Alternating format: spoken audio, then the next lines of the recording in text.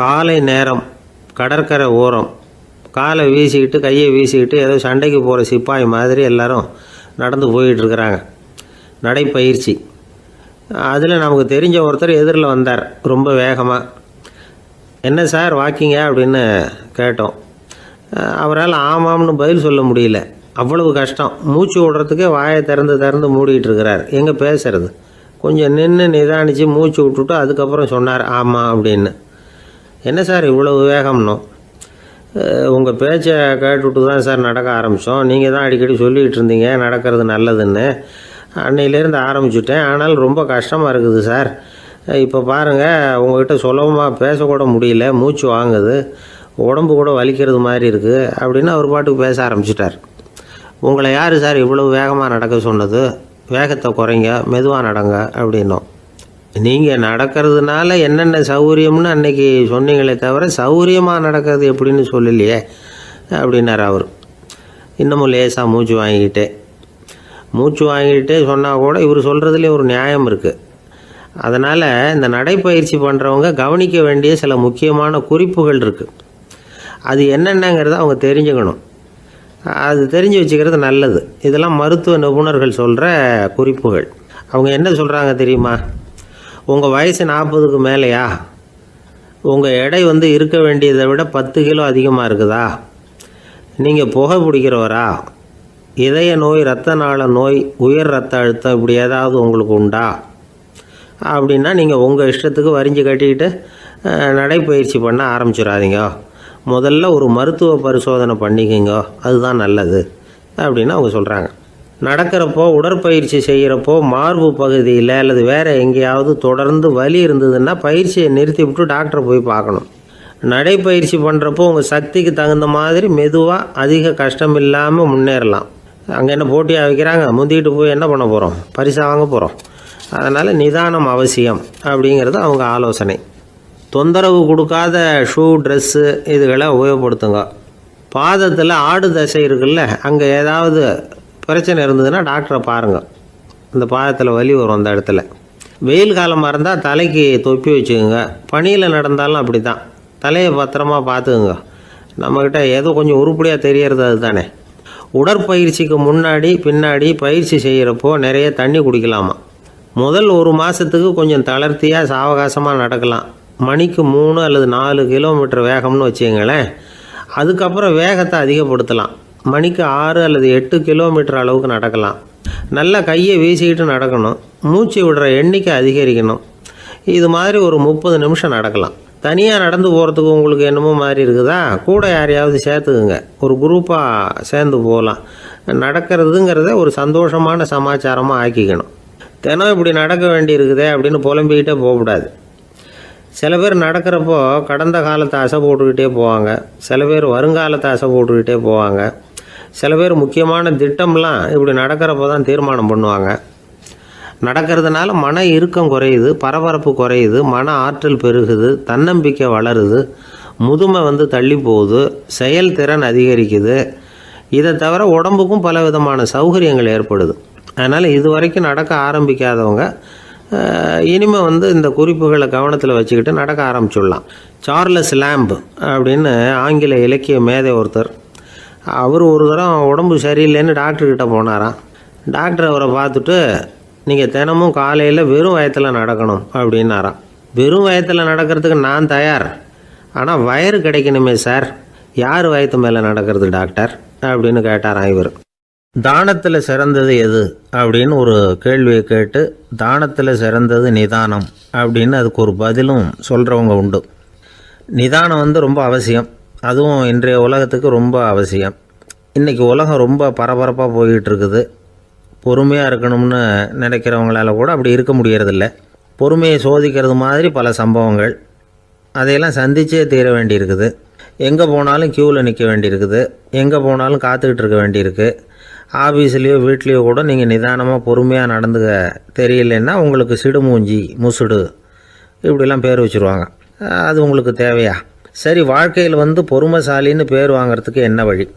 முதல் பாயிண்ட், நீங்கள் நினைக்கிறது, எதிர்பார்க்கறது, செய்கிறது எல்லாமே 100% கரெக்டாக நடக்கணும்னு ஆசைப்படக்கூடாது. எதுவாக இருந்தாலும் அதில் ஓரளவுக்கு தவறு நடக்கலாம் அப்படிங்கிறத எதிர்பார்த்தே இருக்கணும். ஓரளவுக்கு அதை அனுமதிக்கணும். ஒரு நண்பரை 6 மணிக்கு ஒரு இடத்துக்கு வர சொல்லியிருக்கிறீங்க. 6 மணிக்கு அவர் வரலை. உடனே பொறுமை இழந்து நடந்துக்கக்கூடாது. ஒரு 10 நிமிஷம் டிலே ஆகலாம். ஒரு வர்ற வழியில் பஸ்ஸு கூட ஏதாவது டிராஃபிக்கில் மாட்டியிருக்கலாம். அதெல்லாம் எதிர்பார்த்தே கொஞ்சம் காத்திருக்கிறதுல ஒன்றும் தப்பு இல்லை. சில சமயம் டிலே ஆகிறது கூட நல்லதாக முடியும். ஒரு பஸ்ஸை தவற விட்டுட்டு ஐயோ கொஞ்சம் ஒரு 2 நிமிஷம் முன்னாடி வந்திருந்தா பிடிச்சிருக்கலாமே அப்படின்னு தவிச்சிக்கிட்டு இருப்பாங்க சில பேர். அடுத்தபடியாக வர்ற பஸ்ஸு நேரடியாக நீங்கள் போக வேண்டிய இடத்துக்கே கொண்டு போய் விடுற பஸ்ஸாக கூட இருக்கலாம். அது உங்களுக்கு முன்னாடி தெரியாதுல்ல. சில நெருக்கடியான சூழ்நிலைகளை தமாஷா எடுத்துக்கிறதுக்கு பழகிக்கணும். சில இடங்களுக்கு போகிறப்ப காத்திருக்கிறதுக்கு நம்ம மனசை தயார்படுத்திக்கிட்டே போகணும். ஒரு ரயிலுக்கோ பஸ்ஸுக்கோ அல்லது விமானத்துக்கோ கப்பல் பிரயாணத்துக்கோ போகிறப்போ அங்கே போய் நீங்கள் மணிக்கணக்கில் கூட காத்துக்கிட்டு தான் இருக்கணும். புறப்படுற நேரம் கூட மாறலாம். நீங்கள் போய் சேர்ந்ததும் அது உடனே புறப்படணும்னு கட்டாயமாக என்ன? அது மாதிரி சமயத்தில் படிக்கிறதுக்குன்னு சில சுவாரஸ்யமான புத்தகங்களையும் கையில் எடுத்துக்கலாம். உங்களை சுற்றி எவ்வளவோ சுவாரஸ்யமான சம்பவங்கள் நடந்துக்கிட்டு இருக்குதுல்ல, அதையெல்லாம் வேடிக்கை பாருங்கள். எதுக்காக காத்துக்கிட்டு இருக்கிறோமோ அந்த காரியத்தில் உண்மையாகவே நமக்கு ஒரு அக்கறை இருந்தால் நமக்கு போர் அடிக்காது. சில கோயில்களில் பார்த்துருப்பீங்க, தரிசனத்துக்காக பக்தர்கள் நாள் கணக்கில் காத்துக்கிட்டு இருப்பாங்க. அவங்களெலாம் அழுத்துக்கிறது இல்லை.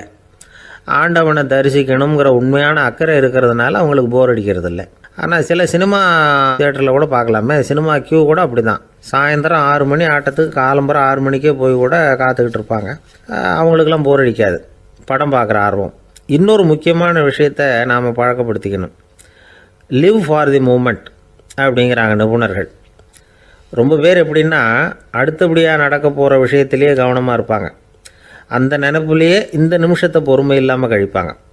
ஒருத்தர் இருக்கார், அவர் எப்படின்னா ஆஃபீஸ் முடியறதுக்குள்ளேயே சார் 5 மணிக்கெல்லாம் ரெடியாக இருங்க, நாம் அந்த ஹோட்டலில் போய் டிஃபன் சாப்பிட்ணும் அப்படின்னு 4 மணிலேருந்து சொல்லிகிட்டு இருப்பார். 4:55 பரபரப்பாக ஓடி வருவார். 2 பேரும் புறப்படுவோம், ஹோட்டலுக்கு போவோம், சாப்பிட்டுக்கிட்டு இருப்போம். அப்படி சாப்பிட்டுட்டு இருக்கிறப்ப சார் சாப்பிட்டு முடித்ததும் நேராக ஒரு ஜவுளி கடைக்கு போகிறோம் அப்படிம்பார். பரபரக்க சாப்பிட்டு முடிப்பார், புறப்படுவார். ஜவுளி கடையில் அவசரமாக சீக்கிரம் பில் போடுங்க சார், சினிமாவுக்கு நேரம் ஆகிடும்பார். சினிமா தியேட்டரில் உட்காந்து அடுத்தபடியாக எங்கே டின்னர் சாப்பிட்றதுன்னு யோசனை பண்ணிகிட்டு இருப்பார். ராத்திரி படுக்கையில் விழுந்ததுக்கு அப்புறமும் நாளைக்கு காலையில் எழுந்திரிச்சதும் அதை பண்ணணும் இதை பண்ணணும்னு திட்டம் போட்டுக்கிட்டே இருப்பார். அதாவது எப்போவும் அடுத்த நிமிஷம், அடுத்த நாள், அடுத்த வாரம், அடுத்த வருஷம், இதுதான் அவங்க சிந்தனை. இந்த நிமிஷம் என்ஜாய்மெண்ட்டை அவங்க இழந்துடுறாங்களாம். அதனால தான் வாழ்நாள் பூரா பொறுமையின்மை, அவஸ்தை, அல்லல். அதனால் நாம் எல்லோரும் வாழ்க்கையில் நிதானமாக இருக்கிறதுக்கு கற்றுக்கணுமா. அதுக்காக இந்த நிதானத்துக்கு வேறு விதமான அர்த்தம் பண்ணிக்கக்கூடாது. ஒருத்தர் அப்படித்தான் ஒரு தடவை அவருடைய குதிரை காணாமல் போயிட்டு தான். அதுக்காக அவர் கவலைப்படலை, நிம்மதியாக இருந்தார், சந்தோஷமாக இருந்தார். என்ன சார் இது, உங்கள் குதிரை திருட்டு போயிட்டுதுங்கிறீங்க, நீங்கள் கவலைப்படாமல் இருக்கிறீங்களே அப்படின்னு கேட்டாங்களாம். அதுக்கு அவர் சொல்லியிருக்கார், நல்ல வேலை சார், கட்டியிருந்த குதிரை காணாமல் போயிருக்குது. நான் அது மேலே உட்காந்துருக்கிற சமயம் அது காணாமல் போயிருந்ததுன்னா, திருட்டு போயிருந்ததுன்னா நானும் சேர்ந்தில் காணாமல் போயிருப்பேன் அப்படின்னாராம். எவ்வளவு நிதானமான ஆள் பாருங்கள். ஒரு ஊரில் ஒரு மன்னர் இருந்தார். ஒரு நாள் அவருடைய அரசவைக்கு ஒரு ஓவியன் வந்தான். அவன் சீனா தேசத்திலிருந்து வந்தவன், தாவோ சிந்தனையாளன். அவன் அங்கே மன்னர் முன்னாடி நிற்கிறான். யாரும் செய்ய முடியாத ஒரு காரியத்தை என்னால் செய்ய முடியும்னா. இவன் இப்படி சொன்னதை கேட்டதும் ஏற்கனவே அங்கே இருந்த அரசவை ஓவியன் ஒருத்தனுக்கு கோபம் வந்துட்டுது. இதோ பாரு, இப்படிலாம் பேசக்கூடாது, நான் வேணும்னா உன்னுடைய சவாலை ஏற்றுக்கிறேன் அப்படின்னா. நாம் 2 பேரும் ஓவியம் தீட்டுவோம், அதை பார்த்துட்டு நம்ம 2 பேரில் யார் சிறந்த ஓவியன் அப்படிங்கிறத மன்னரே தீர்மானம் செய்யட்டும், என்ன சொல்கிறேன் அப்படின்னு கேட்டான். அவனும் சரின்னு ஒத்துக்கிட்டான். போட்டி ஆரம்பமாச்சு. அரசர் அவங்களுக்கு 2 சுவர்களை ஒதுக்கி கொடுத்தார். 6 மாத காலம் அவகாசம் கொடுத்தார். 2 ஓவியர்களும் அவங்கவுங்க வேலையை ஆரம்பித்தாங்க. இரவு பகலாக வேலை செய்ய ஆரம்பிச்சுட்டாங்க. 6 மாதம் முடிஞ்சது. அரசர் பார்த்தார். முதல்ல தன்னுடைய அரசவை ஓவியர் தீட்டியிருந்த ஓவியத்தை பார்த்தார். ரொம்ப பிரமாதமாக இருந்தது, பாராட்டினார். இதோ பாரு, உன்னுடைய ஓவியம் அற்புதமாக இருக்குது, உயிரோட்டம் உள்ளதாக இருக்குது, கலையின் உச்சமே இதுதான், இதை விட சிறந்த ஒரு ஓவியத்தை வேற யாராலையும் படைக்க முடியாது அப்படின்னார். அதுக்கப்புறம் அந்த சீன ஓவியன்கிட்ட போனார். எங்கே உன்னுடைய ஓவியம்னு கேட்டார். திரைச்சீலையை விலக்கி விட்டு பாருங்கன்னா மன்னர் அந்த திரைச்சீலையை விளக்குனார். உள்ளே ஓவியம் இருக்க வேண்டிய இடம் கண்ணாடி மாதிரி தெரிஞ்சுது. அவன் அந்த 6 மாத காலமாக அந்த சுவரை தேய்ச்சி தேய்ச்சி கண்ணாடி மாதிரி ஆக்கி வச்சிருக்கிறான். அதுக்கு நேராக எதிர் சுவரில் அரசவை ஓவியம் தீட்டின ஓவியம் இருக்குது. அது எதிரில் இருந்த இந்த கண்ணாடியில் பட்டு பிரதிபலிக்குது. மன்னர் யோசனை பண்ண ஆரம்பித்தார். அப்புறம் அந்த சீன ஓவியனை பார்த்து கேட்டார், இதை பாரு, நீ என்னுடைய ஆளை தோற்கடிச்சுட்ட அப்படிங்கிறதுல சந்தேகம் இல்லை. ஆனாலும் எங்களை ஏமாத்தி இருக்கிற, எந்த ஓவியமும் நீ வரையிலையே அப்படின்னார். அரசே, இதுதான் உண்மையான ஓவியம், உயிருள்ள ஓவியம். இது மனோபாவங்களை பிரதிபலிக்கும், மாறுகின்ற காலங்களை அப்படியே காட்டும் அப்படின்னா அந்த சீன ஓவியன். கையால் வரைகிற ஓவியங்களில் சலனம் இல்லை. கண்ணாடி அப்படி கிடையாது. சக்தியின் ஓட்டம் அதில் எப்பவும் இருந்துக்கிட்டே இருக்கும். கண்ணாடி மட்டுமே ஜீவன் உள்ள ஓவியமாக இருக்க முடியுங்கிறத அந்த சீன ஓவியன் தெரிஞ்சு வச்சிருந்தான். ஏன்னா அவன் ஒரு தாவோ சிந்தனையாளன். ஒவ்வொரு குழந்தையும் இந்த கண்ணாடியோடு தான் பிறக்குது. ஆனால் நாம் என்ன செய்கிறோம்னா ஓவியங்களை கண்ணாடி மீது பதிப்பிச்சு விடுறோம். கண்ணாடி நம்மளை பிரதிபலிக்குது. நம்முடைய அழகோ அவலட்சணமோ கண்ணாடியை பாதிக்கிறது இல்லை. ஏன்னா அதுக்கு மனம் கிடையாது. கடந்து போன வினாடியை பற்றி அது சிந்திக்கிறது இல்லை. அடுத்த கணத்தை பற்றின எதிர்பார்ப்பும் அதுகிட்ட கிடையாது. அதுதான் பற்றற்ற நிலை. மனிதனுக்கு தேவைப்படுறது அதுதான். கண்ணாடிக்கிட்ட இருந்து நாம் கற்றுக்கொள்ள வேண்டிய பாடம் இது. வாழ்க்கையில் மனிதர்களை நேசிக்கலாம், உலகின் அழகையெல்லாம் பிரதிபலிக்கலாம், ஆனால் எதையும் பற்றி கொண்டு விடக்கூடாது அப்படிங்கிறது பெரியவர்கள் அறிவுரை. துயரம்ங்கிறது பற்றுக்களின் சாயை. கண்ணாடி முன்னாடி நிற்கிறப்போவெல்லாம் நமக்கு இந்த ஞாபகம் வரணுமா. ஒரு குடும்பத் தலைவர் ஒரு நாள் காலையில் விடிஞ்சு எழுந்திரிச்சதும் சத்தம் போட்டார். யார் இந்த கருங்குரங்கு படத்தை என் ரூமில் கொண்டாந்து மாட்டி வச்சது அப்படின்னு கத்தினார். சமையல் கட்டிலிருந்து மனைவி பதில் சொன்னாங்க, தூக்க கலக்கத்தில் உளராதுங்க, நல்லா பாருங்க, அது படம் கிடையாது, முகம் பார்க்குற கண்ணாடி அப்படின்னாங்க. ஒரு பள்ளிக்கூடம் வகுப்பு நடந்துக்கிட்டு இருக்கு. ஆசிரியர் பாடம் நடத்திக்கிட்டு இருக்கிறார். நடத்தி முடித்த உடனே கேட்டார், மாணவர்களே, இதுவரைக்கும் நான் நடத்தின பாடத்தில் உங்களுக்கு ஏதாவது சந்தேகம் இருக்கா அப்படின்னு கேட்டார். அப்புறம் ஒவ்வொருத்தராக கேட்டார். ஒரு மாணவன் எழுந்திரிச்சான். சார், எனக்கு சந்தேகம் எதுவுமே இல்லைன்னா. ஏன்னு கேட்டார். ஏன்னா எனக்கு நீங்கள் நடத்தின பாடம் தெளிவாக புரிஞ்சுட்டுது, அதனால் சந்தேகம் வரலன்னா. இன்னொரு மாணவன் எழுந்திரிச்சான். சார், எனக்கும் சந்தேகம் எதுவும் இல்லைன்னா. ஏண்டான்னு கேட்டார். ஏன்னா எனக்கு நீங்கள் நடத்தின பாடம் எதுவுமே புரியல, அதனால் சந்தேகம் வரல அப்படின்னா. இந்த இடத்துல நாம் கொஞ்சம் சிந்திச்சு பார்க்கணும். இந்த உலகத்தில் எல்லாம் புரிஞ்ச ஒருத்தனுக்கும் சந்தேகம் வராது, எதுவுமே புரியாத ஒருத்தனுக்கும் சந்தேகம் வராது. அறகுறையாக புரிஞ்சுக்கிட்டவன் இருக்கான் பாருங்க, அவனுக்கு தான் அடிக்கடி சந்தேகம் வரும். ஆக மாணவர்களை இந்த 3 வகையாக பிரிக்கலாம். அதே மாதிரி தான் மனிதர்களையும் 3 வகையாக பிரிக்கிறாங்க ஆன்மீகவாதிகள். ஒரு ஆன்மீக பெரியவர் என்ன சொல்கிறார் தெரியுமா? இந்த உலகத்தில் 3 வகையான மனிதர்கள் இருக்கிறாங்களாம். முதல் வகை எப்படி தெரியுமா? இவங்களுக்கு எதையும் தெரிஞ்சுக்கணுங்கிற அவசியமே கிடையாது. ஏன்னா அவங்களுக்கு எல்லாமும் தெரியும். இவங்க ஞானத்தின் முழு வடிவாக இருக்கிற காரணத்தினால அவங்களுக்கு எந்த சந்தேகமும் இல்லை, எந்த கேள்விகளும் கிடையாது. இந்த நிலையில் இருக்கிறவன் கிருஷ்ணன். எல்லாத்துக்கும் விட தெரிஞ்சுக்கிட்ட நிலையில் அவன் விடையாக மாறிவிட்டான் அப்படின்னு சொல்லுவாங்க. 2வது நிலையில் இருக்கிறவன் அர்ஜுனன். இவனுக்கு எப்போ பார்த்தாலும் கேள்விதான், சந்தேகம்தான். பதில் சொல்ல சொல்ல அவனுக்கு இருக்கிற சந்தேகமும் அதிகமாகிக்கிட்டே இருக்கும், குறையவே குறையாது. அர்ஜுனன் மாதிரி உள்ளவங்க எப்பவும் கேள்வி கேட்டுக்கிட்டே இருப்பாங்க. ஒரு கேள்விக்கு விடை கிடைச்சுட்டுன்னு வைங்க, உடனே இன்னொரு கேள்வி அவங்ககிட்ட இருந்து வரும். கிருஷ்ணனுடைய நிலை எப்படின்னா அது கேள்விகளே அற்ற ஒரு நிலை. அர்ஜுனனுடைய நிலை எப்படின்னா அது கேள்விகளை தவிர வேறு எதுவும் அற்ற ஒரு நிலை.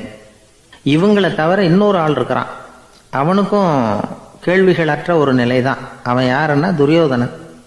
இவனுக்கு தெரிஞ்சுக்கணுங்கிற எண்ணமே சுத்தமாக கிடையாது. ஆவலே இல்லைங்கிறதுனால அதை புரிஞ்சுக்கணுங்கிற அவசியமும் இல்லை. அதனால் அவனுக்கு கேள்விகள் அற்ற ஒரு நிலையில் அவன் இருந்துக்கிட்டு இருக்கிறான். எல்லா பதிலும் தெரிந்து கொண்ட நிலையில் கிருஷ்ணனும் கேள்விகள் அற்ற நிலையில் இருக்கிறான். தெரிஞ்சுக்கணுங்கிற ஆவலே இல்லாத துரியோதனனும் கேள்விகள் அற்ற நிலையிலே இருக்கிறான். இப்படியும் இல்லாமல் அப்படியும் இல்லாமல் 2ம் கெட்டான் நிலையில் இருக்கிறானே, அவன் தான் அர்ஜுனன். அதனால் பெரியவங்கள்லாம் என்ன சொல்கிறாங்கன்னா, இந்த உலகத்தில் அர்ஜுனன்களாக இருக்கிறவங்க ஒன்று துரியோதனனாக மாறிடணும், இல்லைன்னா கிருஷ்ணனாக மாறிடணும். இதை தவிர வேற வாய்ப்பு இல்லை. துரியோதனன் மாதிரி உள்ளது விலங்கு நிலை, கிருஷ்ணன் மாதிரி உள்ளது தெய்வ நிலை. அர்ஜுனன் விலங்காவும் ஆக முடியல, தெய்வமாகவும் ஆக முடியல. இப்படி ரெண்டும் கெட்டானா இருக்கிற வரைக்கும் இந்த கேள்விகளும் பிரச்சனைகளும் இருந்துக்கிட்டே தான் இருக்கும். இதுதான் பெரியவர்கள் சொல்லுகிற அனுபவ உண்மை. ஒரு ஆசிரியர் ரொம்பவும் விரிவாக விளக்கமாக பாடம் நடத்தின பிறகு, மாணவர்களே ஏதாவது சந்தேகம் இருந்தால் கேளுங்கன்னாராம். ஒரு மாணவன் எழுந்திரிச்சான். சார், எனக்கு ஒரு சந்தேகம்னா. என்னன்னு கேட்டார். இது வரைக்கும் என்ன பாடம் சார் நடத்துனீங்க அப்படின்னா அந்த பையன். ஒரு ஊரில் ஒருத்தர் இருந்தான். ஏதோ ஒரு சின்ன அலுவலகத்தில் வேலை பார்த்துக்கிட்டு இருந்தான். ரொம்ப ஏழை. வர்ற கொஞ்சம் வருமானத்தை வச்சு வாழ்க்கையை ஓட்டிக்கிட்டு இருந்தான். ஒரு நாள் தெரு வழியாக அவன் நடந்து வந்துக்கிட்டு இருக்கிறான். தெருவில் ஒரு காசு கிடந்தது. அதை பார்த்துட்டான். அது குனிஞ்சு எடுத்தான். அது ஒரு பழங்கால காசு. அந்த காசு நடுவில் ஒரு துளை இருந்தது. அதாவது துளையிட்ட நாணயம். பழங்காலத்தில் புழக்கத்தில் இருந்த ஒரு நாணயம் அது. துளையிட்ட நாணயம் கிடச்சிதுன்னா ரொம்ப நல்லது, அது அதிர்ஷ்டம் அப்படின்னு ஒரு நம்பிக்கை உண்டு. இவன் கையில் அது கிடைச்சதும் ரொம்ப சந்தோஷப்பட்டான். இனிமேல் என்னுடைய கஷ்டம்லாம் தீரப்போகுது, அதிர்ஷ்டம் என்னை தேடி வரும், நான் பணக்காரன் ஆகிடுவேன் அப்படின்னு சொல்லிட்டு அந்த காசை தன்னுடைய கோட்டு பையில் பத்திரமா போட்டு வச்சுக்கிட்டான். அடிக்கடி அதை தொட்டு பார்த்துக்கிறது உண்டு, வெளியில் எடுக்க மாட்டான். இப்படியே கொஞ்ச காலம் ஆச்சு. அதுக்கப்புறம் என்னாச்சு தெரியுமா? நிஜமாகவே அதிர்ஷ்டம் அவனை தேடி வர ஆரம்பிச்சிட்டுது. செல்வம் குவிஞ்சுது. பணம், பதவி, புகழ் எல்லாம் சேர்ந்தது. சமூகத்தில் அவன் ஒரு பெரிய மனுஷன் ஆகிட்டான். எல்லாரும் அவனை பாராட்டினாங்க. அவன் எதை தொட்டாலும் வெற்றி, எல்லாம் அந்த காசோட மகிமை அப்படின்னு அவன் மனசுக்குள்ளே நினச்சிக்கிட்டான். தினமும் காலையில் அந்த கோட்டை போட்டுக்கிட்டு தான் வெளியில் கிளம்புவான். புறப்படுறதுக்கு முன்னாடி கோட்டு பாக்கெட்டை தொட்டு பார்த்துக்குவான், உள்ளே காசு இருக்கா அப்படிங்கிறத உறுதிப்படுத்திக்குவான். அதுக்கப்புறம் தான் வெளியில் கிளம்புவான். இப்படியே பல வருஷம் ஓடி போச்சு. ஒரு நாள் அவனுக்கு அந்த ஆசை வந்துட்டுது. அதாவது அந்த துளையிட்ட நாணயத்தை எடுத்து கண்ணால் பார்க்கணும் அப்படின்னு. காலையில் சாப்பிட்டுக்கிட்டு இருந்தான். அப்போ தன்னுடைய மனைவிகிட்ட சொன்னான், ரொம்ப நாளைக்கு அப்புறம் என்னுடைய அந்த நாணயத்தை இன்றைக்கி வெளியில் எடுத்து பார்க்க போகிறேன்னா. என்னத்துக்கு அது, இப்போ அதை பார்க்க வேணாமே அப்படின்னு மெதுவாக இழுத்தாங்க அந்த அம்மா. இல்லை நான் பார்த்தே தீரணும் அப்படின்னு அவன் தன்னுடைய சட்டை பைக்குள்ளே கையை விட்டான். உள்ளே இருந்த நாணயத்தை வெளியில் எடுத்தான். பார்த்தா அவனுக்கு ஆச்சரியமாக போச்சு. அந்த நாணயத்தில் துளையே இல்லை. என்ன ஆச்சு அப்படின்னு சொல்லி அவன் ரொம்ப குழம்பி போயிட்டான். இப்போ அந்த அம்மா சொன்னாங்க, நான் தான் ஒரு நாள் உங்கள் கோட்டு ரொம்பவும் தூசியாக இருக்கேன்னு சொல்லி அதை ஜன்னலுக்கு வெளியில் உதறினேன். உள்ளே இருந்த அந்த காசு அப்போ எனக்கு தெரியாது, ஞாபகத்தில் இல்லை. அது தெருவில் விழுந்துட்டது போல இருக்கு. அதுக்கப்புறம் எவ்வளவோ தேடி பார்த்தேன், கிடைக்கல.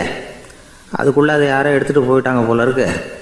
அது இல்லைங்கிறது உங்களுக்கு தெரிஞ்சால் வருத்தமாக இருக்குமேங்கிறதுக்காக நான் தான் வேற ஒரு நாணயத்தை எடுத்து சட்டை பைக்குள்ளே வச்சுட்டேன் அப்படின்னு விவரத்தை சொன்னாங்க அந்த அம்மா. இது எப்போ நடந்ததுன்னு கேட்டான். உங்களுக்கு அந்த காசு கிடைச்சதே அன்னைக்கு மறுநாளே இது நடந்து போச்சு அப்படின்னாங்களாம். இதை கொஞ்சம் யோசனை பண்ணி பாருங்கள். அவனுக்கு அதிர்ஷ்டத்தை கொடுத்தது அந்த நாணயம் இல்லை, அவனுடைய நம்பிக்கை, அதாவது தன்னம்பிக்கை. அதுதான் வேலை செஞ்சிருக்கு. இதிலிருந்து நாம் தெரிஞ்சுக்க வேண்டியது என்னென்னா, வாழ்க்கையில் முன்னேற நினைக்கிறவங்களுக்கு தன்னம்பிக்கை ரொம்ப முக்கியம். அது இல்லைன்னா முன்னேற முடியாது. ஒருத்தன் சொன்னானா, நான் எப்போவுமே என்ன தான் சார் நம்புவேன், மற்றவங்கள நம்ப மாட்டேன். நேற்றுக்கு பாருங்கள், திடீர்னு 10 பேர் என்னை அடிக்க வந்துட்டாங்க, நான் ஒருத்தனாகவே அதை சமாளித்தேன் அப்படின்றான் ரொம்ப பெருமையாக. அது எப்படின்னு கேட்டாங்களாம். ஒரே ஓட்டமாக அங்கேருந்து ஓடி வந்துட்டேன் அப்படின்னு நானா. வாழ்க்கையில் ரொம்பவும் அடிபட்டு அல்லல் போட்டுக்கிட்டு இருக்கிற ஒருத்தர் வந்தார். மனசு ரொம்பவும் நொந்து போய் பேசினார். இந்த உலகத்தில் மனுஷனாக பிறந்ததை விட மாடாக பிறந்திருக்கலாம் சார் அப்படின்னார். திடீர்னு என்கிட்ட இப்படி சொன்னால் அதுக்கு நான் என்னங்க பண்ண முடியும் அப்படின்னேன். உங்ககிட்ட வரணும்னு தோணுச்சு, அதனால் வந்தேன் அப்படின்னார். சரிங்க, இப்படி ஒரு யோசனை வந்ததுக்கு என்ன காரணம் அப்படின்னு சொல்லி அவர்கிட்ட கேட்டேன். அதுக்கு அவர் சொன்னார், என் பையனுக்கு வேலை தேடுறேன் கிடைக்கல, பொண்ணுக்கு மாப்பிள்ளை தேடுறேன் கிடைக்கல, வீடு கட்டுறதுக்கு கடன் கேட்குறேன் கிடைக்கல, மாடாக பிறந்திருந்தா இது மாதிரி கவலையெல்லாம் கிடையாதுல்ல, பேசாமல் வைக்கோலை தின்னுக்கிட்டு அசை போட்டுக்கிட்டே கடந்து விடலாமே அப்படின்னார் அலட்சியமாக. அதுக்கப்புறம் தான் அவர் சொன்ன கருத்தை நானும் கொஞ்சம் அசைப்போட ஆரம்பித்தேன் மனசுக்குள்ளே. இப்போது இயற்கையை பொறுத்த வரைக்கும் அது நாம் எல்லாரும் மகிழ்ச்சியாக வாழணும் அப்படின்னு தான் விரும்புது. விலங்குகள், பறவைகள், தாவரங்கள், அப்புறம் மற்ற உயிரினங்கள் எல்லாமும் நல்லபடியாக இருக்கணும் அப்படிங்கிறது தான் இயற்கையோட விருப்பம். அதில் ஒன்றும் சந்தேகம் இல்லை. இயற்கையோட அமைப்பை கொஞ்சம் கவனித்து பார்த்தா அதை நாம் நல்லா புரிஞ்சுக்கலாம். இருந்தாலும் இந்த ஆள் சொன்னதை கேட்ட பிறகு தான் ஒரு முக்கியமான வேறுபாடு புரிஞ்சுது. அதாவது இந்த உலகத்தில் உள்ள முக்கியமான பிரச்சனைகள் 6. அந்த 6 பிரச்சனைகளும் ஆடு மாடுகளுக்கு கிடையாது, மரம் செடி கொடிகளுக்கு கிடையாது. ஆனால் மனுஷன் அந்த 6 பிரச்சனைகளையும் சந்திக்க வேண்டியிருக்கு. சரி, அந்த 6 பிரச்சனைகள் என்னென்ன தெரியுமா? முதல்ல இந்த ஆடு மாடுலாம் நமக்குன்னு சொந்தமாக ஒரு வீடு இல்லையே அப்படின்னு கவலைப்பட்டுக்கிட்டு இருக்கிறதில்ல. ஆனால் மனிதனுக்கு வீடு தேவைப்படுது. இது ஒரு வித்தியாசம். இப்போ 2வது பிரச்சனை என்னென்னா ஆடை பிரச்சனை. ஒரு கோழியோ சேவலோ நாம் போட்டுக்கிறதுக்கு ஒரு சட்டை இல்லையே அப்படின்னு கவலைப்படுறதில்ல. ஆனால் மனுஷனுக்கு அந்த கவலை உண்டு. சரி, இப்போ 3வது என்னன்னு பார்த்தா கல்வி பிரச்சனை. ஒரு பசுமாடு கவலையோடு நின்றுக்கிட்டு இருக்கு அப்படின்னு வச்சுக்குவோம். நீங்கள் அதுக்கிட்ட போய் ஏன் பசுமாடை கவலையோடு நின்றுக்கிட்டு இருக்கிற அப்படின்னு கேட்குறீங்க.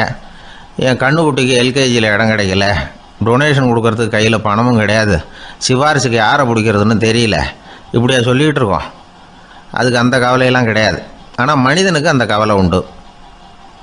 4வது என்னன்னு பார்த்தீங்கன்னா வேலைவாய்ப்பு பிரச்சனை. வேலை கிடைக்கலையே அப்படின்னு வேப்ப மரம் கவலைப்படுறதில்ல, ஆனால் மனுஷன் கவலைப்படுறான். 5வது என்னன்னு பார்த்தா கல்யாண பிரச்சனை. எருமை மாடு பசுமாடு எல்லாம் பொண்ணுக்கு மாப்பிள்ளை தேடிட்டாலே இது பேப்பரில் மணமகன் தேவை அப்படின்னு விளம்பரமாக கொடுக்குது, அதெல்லாம் கிடையாது. 6வது என்னன்னு பார்த்தீங்கன்னா பணம் சம்பந்தமான பிரச்சனை. ஆடு மாடுலாம் பணத்தை சேமிக்கணும்னோ ஏதாவது நிதி நிறுவனத்தில் முதலீடு பண்ணணும்னோ நினச்சிக்கிட்டு இருக்கிறதில்ல. பணத்தை எப்படி காப்பாற்றுறது அப்படிங்கிற கவலையும் அதுகளுக்கு கிடையாது. குதிரை குளம்போடு பிறக்குது, அதனால் அது காடு மேடெல்லாம் கவலை இல்லாமல் தெரியலாம். ஆடு உடம்பில் ரோமத்தோடு பிறக்குது, அதனால் அது குளிரை பற்றி கவலைப்பட வேண்டிய அவசியம் இல்லை. ஆனால் மனுஷனை பார்த்திங்கன்னா அவன் தான் ஒன்றும் இல்லாமல் பிறக்கிறான். ஏன் இந்த பாகுபாடு அப்படின்னு கேட்டால் இதை பற்றி கொஞ்சம் சிந்தித்து பார்க்கணும். அதாவது இந்த சந்தேகத்தை ஒரு பெரியவர்கிட்டையும் கேட்டேன். அவர் சொன்னார் இதுக்கு பதில். அவர் இதே கேள்வியை இயற்கை கிட்ட கேட்டாராம். இயற்கை பதில் சொல்லிச்சான். வேறு யாருக்கும் கொடுக்காத ஒரு வலுவான கருவியை, ஒரு பவர்ஃபுல் வெப்பன் மனுஷனுக்கு கொடுத்துருக்குறேன்னு, அந்த கருவியை உபயோகப்படுத்தி அந்த 6 பிரச்சனையை மட்டும் இல்லை 6 கோடி பிரச்சனைகள் இருந்தாலும் அதையெல்லாம் சமாளிக்கலாம். அது கருவி என்ன தெரியுமா? அதுதான் 6வது அறிவு. அதை உபயோகப்படுத்தினா காலுக்கு செருப்பு தயார் பண்ணிக்கலாம், குளிருக்கு போர்வை தயார் பண்ணிக்கலாம், என்ன வேணும்னாலும் செய்யலாம் அப்படின்னு இயற்கை பதில் சொல்லிச்சான். அதனால் நாம் செய்ய வேண்டியது என்னென்னா இயற்கையை முதல்ல சரியாக புரிஞ்சுக்கணும். இயற்கையின் படைப்பையே நாம் சரியாக புரிஞ்சுக்கிறது இல்லையா, அதுதான் வேதனை. இந்த கதையை கேளுங்க. இப்போ நகரத்திலேருந்து ஒரு ஆள் கிராமத்துக்கு வந்தான். அங்கே ஒரு சிறுவன் மாடு மேய்ச்சிக்கிட்டு இருந்தான். நகரத்து ஆள் சொன்னான், எவ்வளோ அழகான பசு, அது சரி இதுக்கெல்லாம் ஏன் கொம்பு இல்லைன்னா. இதுக்கு அந்த பையன் பதில் சொன்னான், பசுமாட்டுக்கு கொம்பு இல்லாததுக்கு பல காரணங்கள் உண்டு. கண்ணுக்குட்டியாக இருந்தால் கொம்பு இருக்காது, பசு வளர்ந்து பெருசானதுக்கு அப்புறம் தான் கொம்பு முளைக்கும், இது ஒரு காரணம். சில சமயம் வளர்கிற கொம்பை எடுத்து விடுறது உண்டு, அது ஒரு காரணம். ஆனால் இதுக்கு ஏன் கொம்பு இல்லைன்னு கேட்குறீங்க, அதுக்கு என்ன காரணம்னா இது பசு இல்லை குதிரை அப்படின்னானா. கத்தியை தீட்டாதே புத்தியை தீட்டு அப்படின்னு ஒரு பெரியவர் புத்தி சொன்னார். அதை கேட்ட ஒரு இளைஞன், அது எப்படி பெரியவரை புத்தியை தீட்டுறது? கத்தியை தீட்டுன்னு சொன்னால் ஒரு கருங்கல்லில் கத்தியை தேய்க்கலாம், புத்தியை தீட்டுன்னு சொன்னால் எப்படி தலையை கொண்டுட்டு போய் தரையில் தேய்ச்சிக்கிட்டு இருக்க முடியுமா அப்படின்னா. அந்த பெரியவர் உடனே புரிஞ்சுக்கிட்டார், இந்த இளைஞனுக்கு புத்தி கூர்மை கம்மி அப்படிங்கிறத புரிஞ்சுக்கிட்டார். அது சரி, அறிவுக்கும் புத்திசாலித்தனத்துக்கும் என்ன வித்தியாசம்? இது ஒரு முக்கியமான கேள்வி. அறிவுன்னா என்ன, புத்திசாலித்தனம்னா என்ன? இதே கேள்வியை சாக்ரட்டிஸ் கிட்ட அவருடைய சீடன் ஒருத்தன் கேட்டானான். ஐயா, அறிவுக்கும் புத்திசாலித்தனத்துக்கும் என்னங்க வித்தியாசம் அப்படின்னு கேட்டிருக்கான். சாக்ரட்டிஸ் நிமிர்ந்து பார்த்துருக்கிறார் அந்த சீடனை. அதுக்கப்புறம் சொன்னாராம், நான் சொல்கிறேன் உன்னுடைய கேள்விக்கு பதில், ஆனால் அதுக்கு முன்னாடி நீ ஒரு காரியம் பண்ணணும்னாரான். என்னங்க செய்யணும் சொல்லுங்கன்றிருக்கான். அதோ பாரு ஒரு பெரியவர் உட்காந்துருக்கிறாரு, அவர்கிட்ட போ, இங்கேருந்து பக்கத்தில் இருக்கிற அந்த கிராமத்துக்கு போய் சேர எவ்வளவு நேரம் ஆகும் அப்படின்னு கேட்டுட்டு வா அப்படி சொன்னார் சாக்ரட்டிஸ். சரின்னு சொல்லிவிட்டு இவன் போனான். அந்த பெரியவர் முன்னாடி போய் நின்னான். ஏங்க பெரியவரை, இங்கேருந்து அதோ தெரியுத அந்த கிராமத்துக்கு போய் சேர்றதுக்கு எவ்வளோ நேரம் ஆகும் அப்படின்னு கேட்டான். பெரியவர் நிமிர்ந்து பார்த்தார். ஆனால் பதில் எதுவும் சொல்லலை. இவன் மறுபடியும் ஒரு தடவை அதே கேள்வியை அவர்கிட்ட கேட்டான். என்னங்க, நான் கேட்குறது உங்கள் காதில் விழுதா? அந்த கிராமத்துக்கு போய் சேர்றதுக்கு எவ்வளோ நேரம் ஆகும் அப்படின்னு சொல்லி மறுபடியும் கேட்டான். அப்பவும் அவர் பதில் சொல்லலை. உடனே அவன் மனசுக்குள்ளே முடிவு பண்ணிக்கிட்டான். சரி, பெரியவர் ஒரு மாதிரியாக தெரிகிறார், புத்தி சுவாதீனம் சரியில்லாத ஒரு மாதிரி தெரியுது அப்படின்னு நினச்சிக்கிட்டே வந்த வழியிலே திரும்பி வந்துட்டான். கொஞ்சம் தூரம் நடந்திருப்பான். இப்போ அந்த பெரியவர் மறுபடியும் கூப்பிட்டார். இளைஞனே இப்படி வாடினார். இவனுக்கு ஒன்றும் புரியல. மறுபடியும் திரும்பி நடந்தான். அவர் முன்னாடி போய் நின்னான். பெரியவர் சொன்னார், தம்பி, இங்கேருந்து அந்த கிராமத்துக்கு போய் சேர்றதுக்கு 5 நிமிஷம் ஆகும் அப்படின்னார். இப்போ அந்த இளைஞன் அந்த முதியவரை ஒரு மாதிரியாக பார்க்க ஆரம்பித்தான். அதுக்கப்புறம் கொஞ்சம் யோசித்தான். பிறகு அவர்கிட்டே கேட்டுட்டான், ஏங்க பெரியவரை, இதே பதிலை அப்போவே என்கிட்ட சொல்லியிருக்கலாமே, என்னை திரும்பி போன்னு சொல்லிவிட்டு பாதி தூரம் போனதுக்கப்புறம் மறுபடியும் கூப்பிட்டு அதுக்கப்புறம் இப்படி சொல்கிறீங்களே, இது நியாயமா அப்படின்னா. பெரியவர் சிரித்தார். அதுக்கப்புறம் சொன்னார், ஏன்பா, நீ எவ்வளவு வேகமாக நடக்கிறேங்கிறத பார்க்காம நீ கிராமத்துக்கு போய் சேர வேண்டிய நேரத்தை எப்படி என்னால் சொல்ல முடியும்? அதனால தான் உன்னை கொஞ்சம் தூரம் நடக்க விட்டு உன்னுடைய நடையின் வேகம், அந்த கிராமம் இருக்கிற தூரம் ரெண்டையும் கணக்கு போட்டு அதுக்கப்புறம் நேரத்தை சொன்னேன்னார். சீடன் வந்து தலை குனிந்தான். அப்படியே திரும்பி வந்து சாக்ரட்டிஸ் முன்னாடி நின்னான். சாக்ரட்டிஸ் இப்போ சொல்கிறார், தம்பி, அதுக்கு பேர் தான் புத்திசாலித்தனம். இந்த அறிவு கூர்மை வந்து எல்லா இளைஞர்களுக்கும் வரணும் அப்படிங்கிறதுக்காகத்தான் கத்தியை தீட்டாத புத்தியை தீட்டு அப்படின்னு பெரியவங்கள்லாம் சொல்லிகிட்டு இருக்கிறாங்க. புத்தியை தீட்டுறவங்கெல்லாம் வாழ்க்கையில் அறிவாளியாகிறாங்க, தீட்டாதவங்க கோமாளியாகிறாங்க. இதுதான் இன்றைக்கி நடக்கிறது. அதனால் அறிவு கூர்மைங்கிறது வேற. இந்த காலத்து ஆசாமி ஒருத்தர் இன்னொருத்தரை பார்த்து கேட்டார், ஏங்க, ஒரு விமானம் இங்கேருந்து புறப்பட்டு 2 மணி நேரத்தில் மதுரைக்கு போய் சேருது. நல்லா கவனிங்க, ஒரு விமானம் இங்கேருந்து புறப்பட்டு 2 மணி நேரத்தில் மதுரைக்கு போய் சேருது அப்படின்னா என்னோடய வயசு என்னன்னு கேட்டார். இவர் கேட்குறதுல ஏதாவது அர்த்தம் இருக்கா? அதாவது இங்கேருந்து புறப்பட்டு 2 மணி நேரம் ஆகுது மதுரைக்கு போகிறதுக்கு, அப்படின்னா என் வயசு என்னன்னு கேட்குறாரு. இதை கேட்ட உடனே அவர் பதில் சொன்னார், அப்படின்னா உங்களோட வயசு 20 அப்படின்னார். எப்படிங்க அவ்வளவு கரெக்டாக சொன்னீங்க அப்படின்னு கேட்டார். வேறு ஒன்றும் இல்லை, எங்கள் பக்கத்து வீட்டில் ஒரு முழு பைத்தியம் இருக்குது, அதோட வயசு 40, அப்படின்னா உன் வயசு 20 தான் இருக்கணும் அப்படின்னார். அரை பைத்தியம்னு முடிவு பண்ணிக்கிட்டார். அதனால் வாழ்க்கையில் அறிவு கூர்மைங்கிறது ரொம்ப அவசியம்.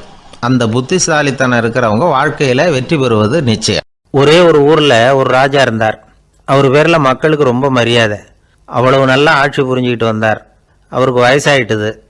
அதனால் ஒரு நாள் அமைச்சரை கூப்பிட்டார். இதை பாருங்கள், எனக்கு வயசாயிட்டுது, அதனால் இந்த அரச பொறுப்பையெல்லாம் நீங்கள் ஏற்றுக்குங்க அப்படின்னார். அதுக்கப்புறம் ராணியை கூப்பிட்டார். வா, நாம் இனிமேல் இங்கே இருக்க வேணாம், காட்டுக்கு போய் தவம் பண்ணலாம் அப்படின்னு கூப்பிட்டார். இந்த செய்தி மக்களுக்கு அறிவிக்கப்பட்டது. மக்கள் உடனே கூட்டம் கூட்டமாக அரண்மனைக்கு வர ஆரம்பிச்சுட்டாங்க. மன்னரை போய் பார்க்குறாங்க. அரசே, தாங்கள் வந்து எங்களுக்கு தந்தை மாதிரி, நீங்கள் காட்டுக்கு போயிட்டால் நாங்கள்லாம் இங்கே எப்படி இருக்க முடியும்? எங்களுக்கெல்லாம் எந்த துன்பமும் இல்லாமல் பார்த்துக்கிட்டு வர்றீங்க. இது மாதிரியான ஒரு அரசாட்சி இல்லைன்னா மக்கள் வந்து வாழ்ந்து என்ன பயன் அப்படின்னாங்க. இருந்தாலும் என்ன பண்ணுறது, வயசாயிட்ட காரணத்தினால இந்த முடிவுக்கு வர வேண்டியிருக்குது அப்படின்னாரா ராஜா. அப்படின்னா நீங்கள் காட்டுக்கு போக வேணாம், நாங்கள் போகிறோம். நாங்கள் அங்கே போய் தவம் பண்ணுறோம், வழிபாடு பண்ணுறோம், கடவுள் வருவார், அவர்கிட்ட வரம் வாங்கிட்டு வந்துடுறோம் அப்படின்னாங்களாம். அப்படி சொல்லிவிட்டு உடனே எல்லாரும் காட்டுக்கு போனாங்க. நாட்டு மக்கள் எல்லாரும் ஒட்டு மொத்தமாக வந்து காட்டில் உட்காந்துக்கிட்டு தவம் பண்ணுறதை பார்த்தார் கடவுள். உடனே புறப்பட்டு வந்தார். எல்லாரும் இப்படி வந்து உட்காந்துருக்கிறீங்களே, என்ன வேணும் உங்களுக்கு அப்படின்னு கேட்டார். உடனே மக்கள் எல்லாரும் ஒரு குரலில் சொன்னாங்க, சுவாமி, எங்கள் மன்னன் ரொம்ப நாளைக்கு நல்லபடியாக இருக்கணும், அவர் வந்து மகிழ்ச்சியாகவும் உடல் நலத்தோடும் இருந்தால் தான் நாங்கள் அமைதியாக வாழ முடியும் அப்படின்னாங்க.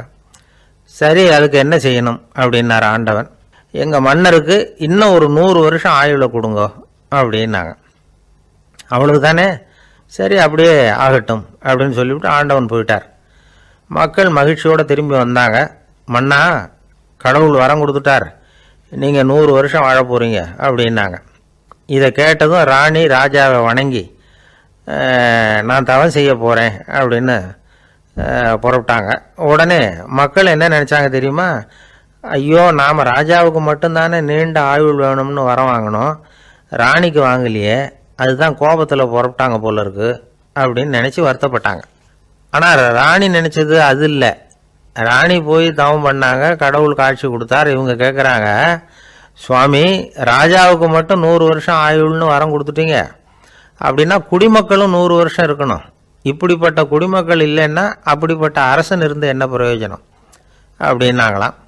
ஆண்டவன் பார்த்தார், சரி, அவங்களும் 100 வருஷம் வாழ்வாங்க, அது மட்டும் இல்லை, நீயும் 100 ஆண்டு காலம் வாழ வரமளிக்கிறேன் அப்படின்னு சொல்லிவிட்டு மறைஞ்சிட்டார். இதில் ஆண்டவன் வர்றதும் மறையிறதும் முக்கியம் இல்லை. இதில் கவனிக்க வேண்டியது ஆள்கிறவனின் விசால மனம், குடிமக்களின் விசால மனம், ஆள்கிறவன் மனைவியினுடைய விசால மனம்.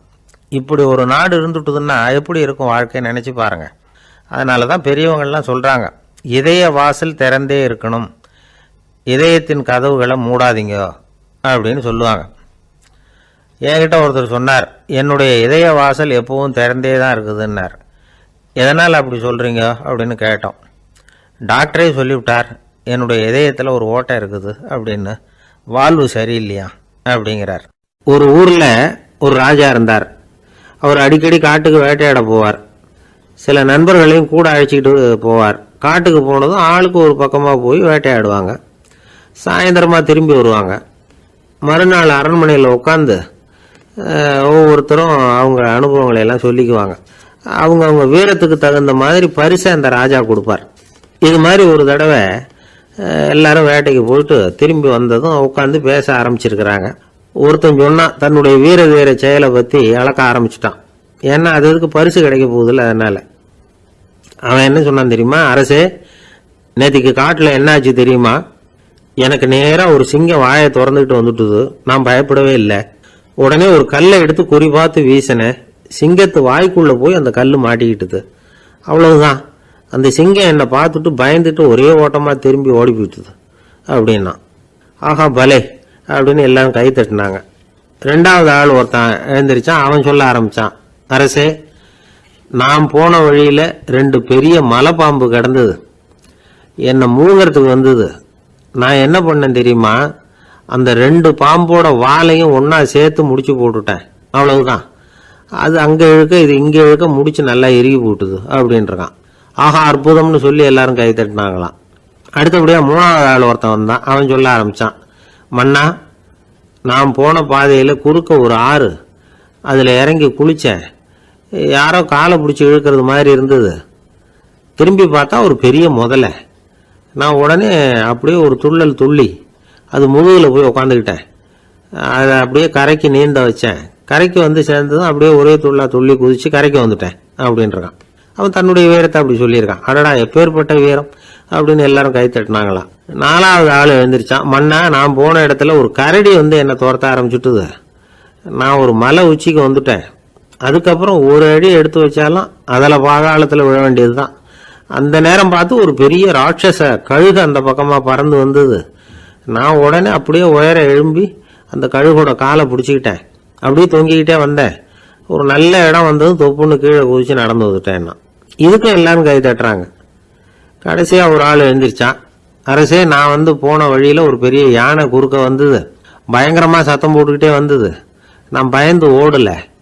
உடனே என்ன பண்ணேன் தெரியுமா? அந்த யானையோட வாலை பிடிச்சி தூக்கினேன். தலைக்கு மேலே தூக்கி கரன்னு சுற்றினேன். வேகமாக சுற்றி வீசி எறிஞ்சேன். அவ்வளவுதான். அதே ஸ்பீடில் அந்த யானை மேலே போக ஆரம்பிச்சுட்டுது. இன்னும் கூட அது போய்கிட்டே தான் இருக்குது, கீழே விழவே இல்லைன்னா. இதை கேட்டதும் ராஜாவுக்கு கோபம் வந்துட்டுது. என்ன முட்டாள்னு நினச்சிக்கிட்டு பேசுறியா?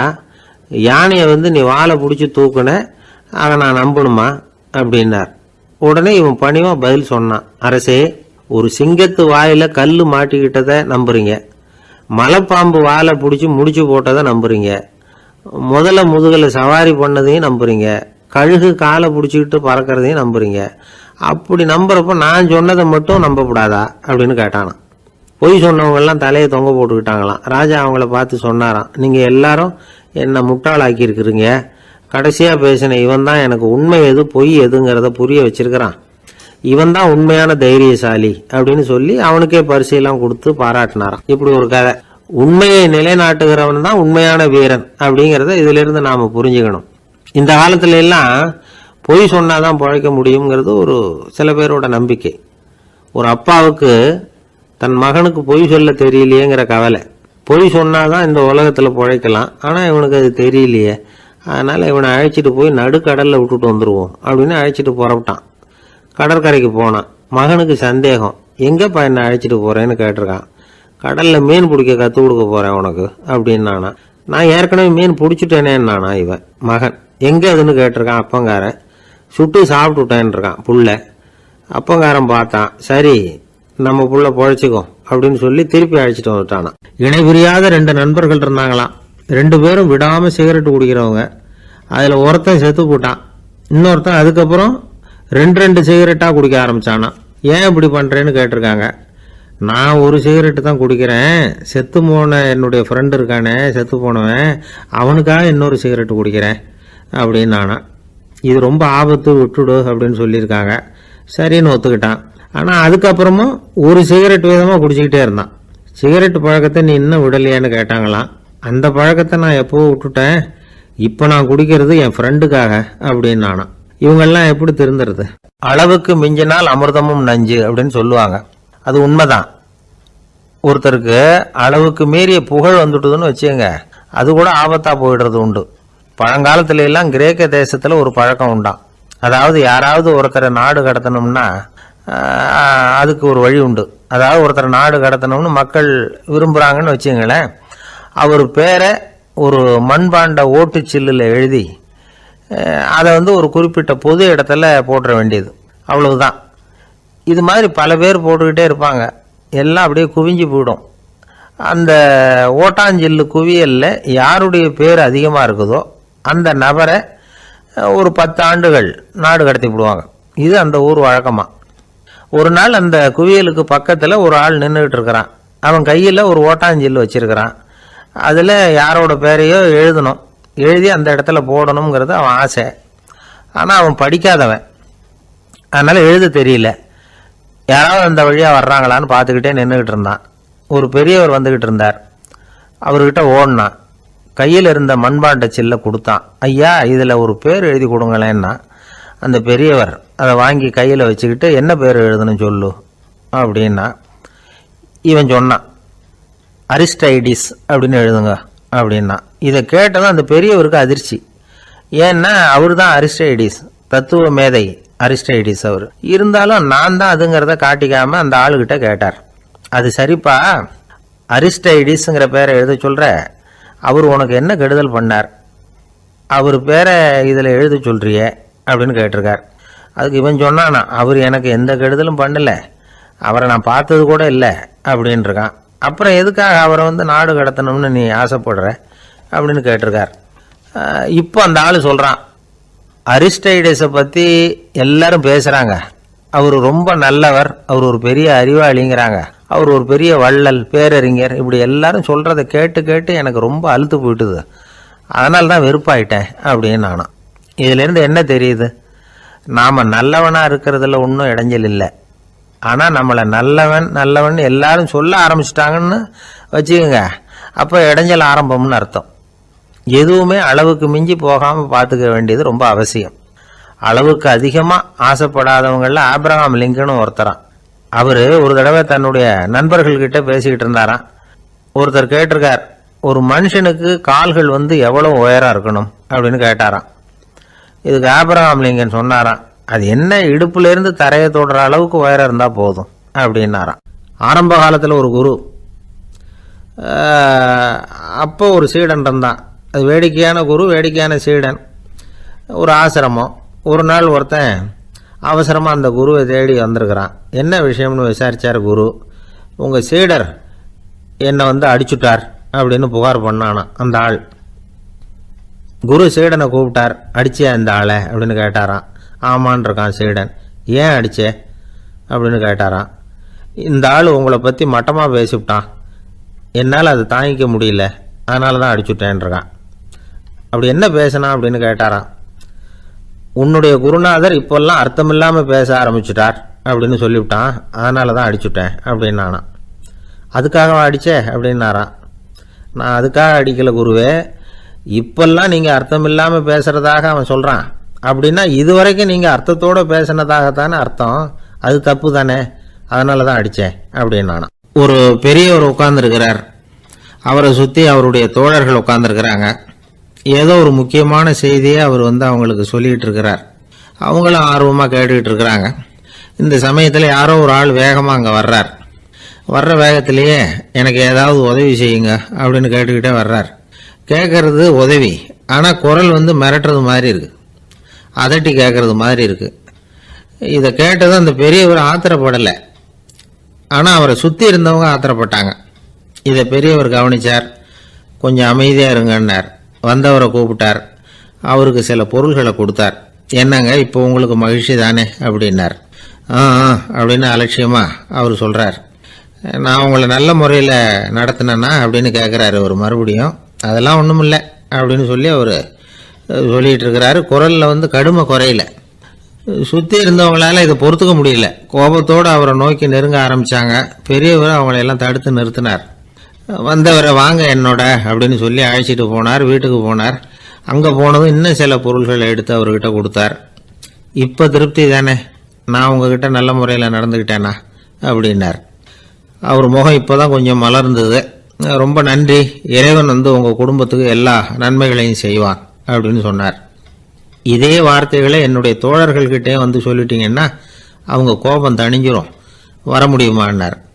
கண்டிப்பாக வர்றேன் அப்படின்னாரு. மறுநாள் காலையில் அந்த இடத்துக்கு வந்தார். அதே மாதிரி சொல்லிவிட்டு அவர் போயிட்டார்.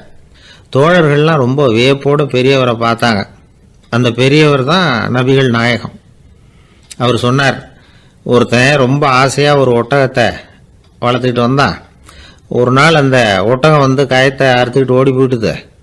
அக்கம் பக்கத்தில் இருக்கிறவங்கெல்லாம் அந்த ஒட்டகத்தை பிடிக்கிறதுக்கு முயற்சி பண்ணாங்க. அதை துரத்திக்கிட்டு ஓடினாங்க. ஒட்டகம் தாறுமாறாக ஓட ஆரம்பிச்சுது.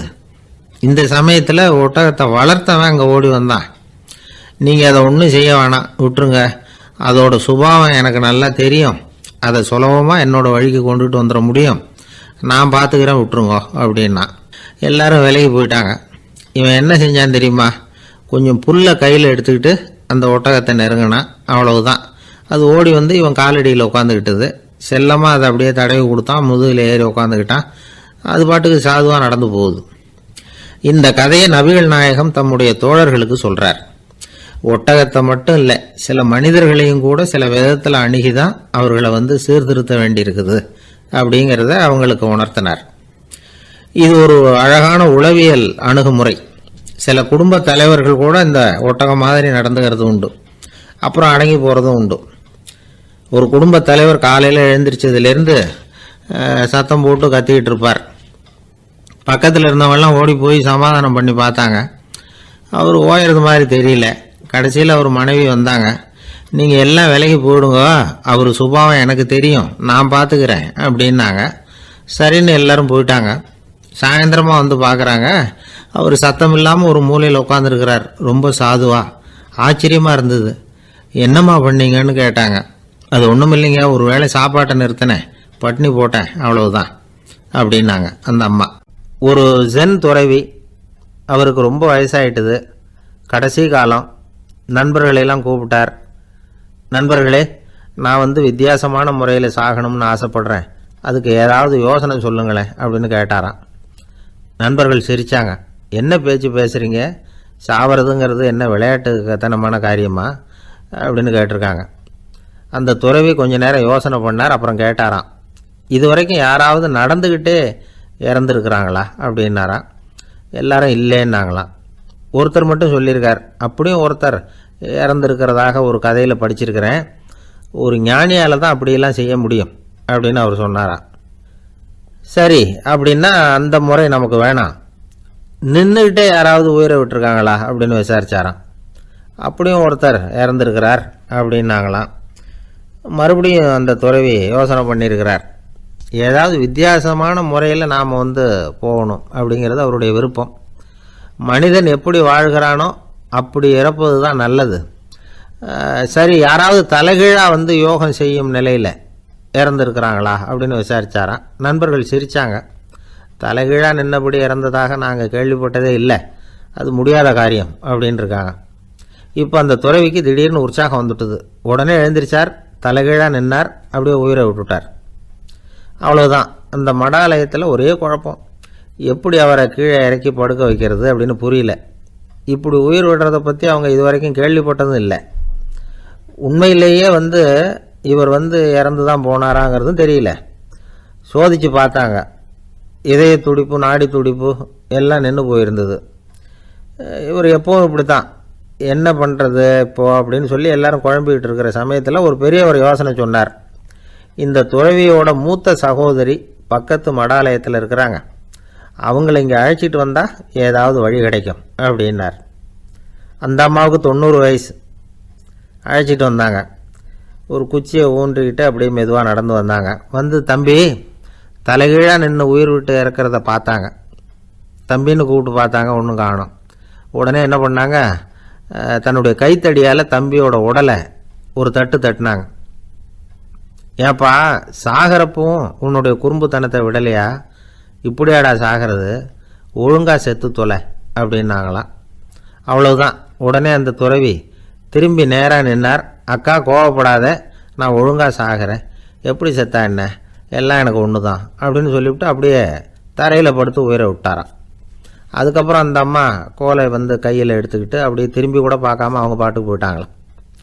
மரணத்தை ஒரு விளையாட்டாக ஆக்கிய அந்த துறவிக்கு வாழ்க்கையே ஒரு விளையாட்டாக தான் இருந்திருக்குது.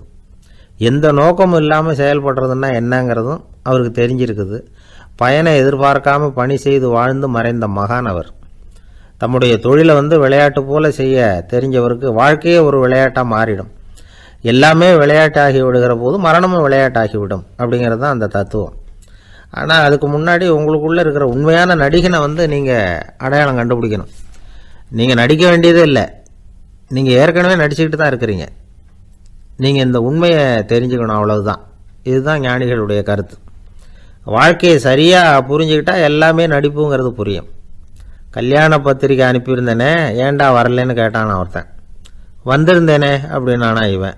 டேய், ஏன்டா போய் சொல்கிற, நான் பத்திரிக்கையே உனக்கு அனுப்பலையே அப்படின்ட்டுருக்கான் அவன். அதுக்கு இவன் சொன்னானா, பத்திரிக்கை அனுப்புனேன்னு நீ போய் சொல்கிறப்போ கல்யாணத்துக்கு வந்தேன்னு நான் போய் சொல்லக்கூடாதா அப்படின்னானா. விவசாயிகள் அவங்க விவசாயம் முன்னேறி இருக்கிற அளவுக்கு விவசாயிகளுடைய வாழ்க்கை தரம் முன்னேறலை. அந்த அளவுக்கு அவர்கள் நாட்டுக்காக உழைச்சிக்கிட்டு இருக்கிறாங்க. அந்த காலத்திலே அதை பற்றி ஒரு கதை சொல்கிறது உண்டு. ஒரு வயசான ஆள் நிலத்தில் ஏறு உழுதுகிட்டு இருந்தாராம். கிழிஞ்சு போன ஒரு சின்ன துண்டை தான் இடுப்பில் கட்டியிருந்தாராம். தலையில் ஒரு கந்தலை சுற்றி இருந்தார். உடம்பு பூரா சேரு, ரொம்ப ஏழை. ஏறு ஓட்டிகிட்டு இருக்கிறவர் வேறு எப்படி இருப்பார்? இருந்தாலும் அந்த ஆள் ரொம்ப ஜாலியாக பாட்டு பாடிக்கிட்டே ஏறு உழுதுகிட்டு இருந்தாராம். உடம்புல தான் அவர் ஏழையை தவிர மனசில் ஒரு ஏழையாக தெரியல. அந்த சமயத்தில் அந்த நாட்டு ராஜா அந்த பக்கமாக குதிரை மேலே வந்தாராம். வேட்டைக்கு போயிட்டு பரிவாரங்களோடு திரும்பி வந்துகிட்டு இருக்கிறார். ரொம்ப செல்வ செழிப்பில் இருக்கிற ராஜா அவர் இந்த வயசான விவசாயியை பார்த்துருக்கார். இந்த ஆள் ரொம்பவும் ஏழைங்கிறது அவர் பார்த்தாவே பளிச்சுன்னு தெரியுது.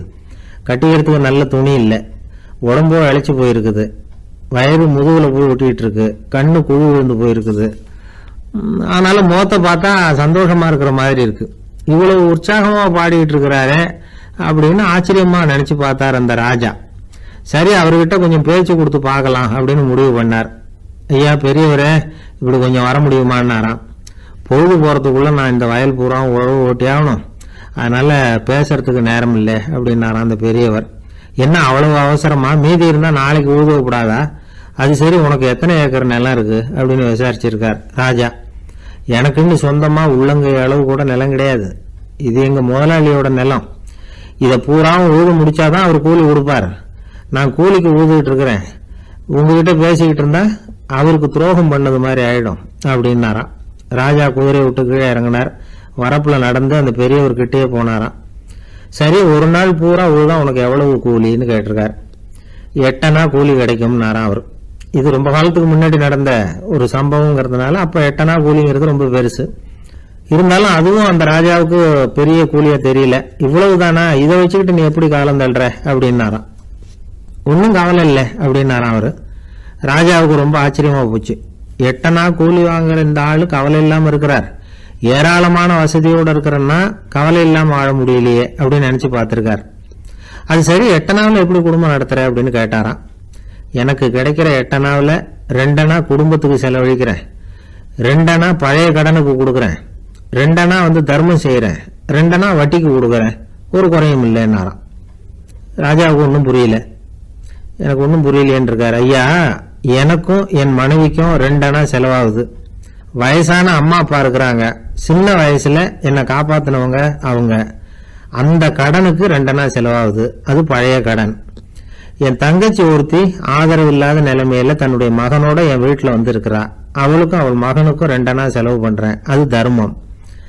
எனக்கு 2 பிள்ளைங்க இருக்கிறாங்க, அவங்களுக்கு 2 அணா செலவு பண்றேன், அது வட்டிக்கு கொடுக்கறது மாதிரி. பிற்காலத்துல அவங்க எங்களை காப்பாத்துவாங்க. அந்த வகையில நான் திருப்தியோட வாழ்ந்துகிட்டு இருக்கிறேன் அப்படின்னாராம். ராஜாவுக்கு அர்த்தம் புரிய ஆரம்பிச்சுதான். அந்த பெரிய நிலத்தை விலை கொடுத்து வாங்கி அந்த பெரியவருக்கே தானமா கொடுத்துட்டாராம். இப்போ ஊழவருக்கே நிலம் சொந்தமாயிட்டுது.